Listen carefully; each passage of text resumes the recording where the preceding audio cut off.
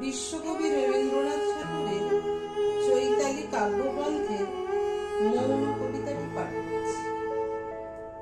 যাহা কিছু বলিয়াছি সব বৃথা, মন বলে মাথা নাড়ি এ নয় এ নয়। যে কথায় প্রাণ মোর পরিপূর্ণতম, সে কথা বাজে না কেন এ বিনায় নম। সে শুধু ভরিয়া উঠি অশ্রুর আবেগে, হৃদয় আকাশ ঘিরে ঘন ঘোর মেঘে। মাঝে মাঝে বিদ্যুতের বিকীর্ণ রেখায় অন্তর করিয়া ছিন্ন দেখাতে চায়।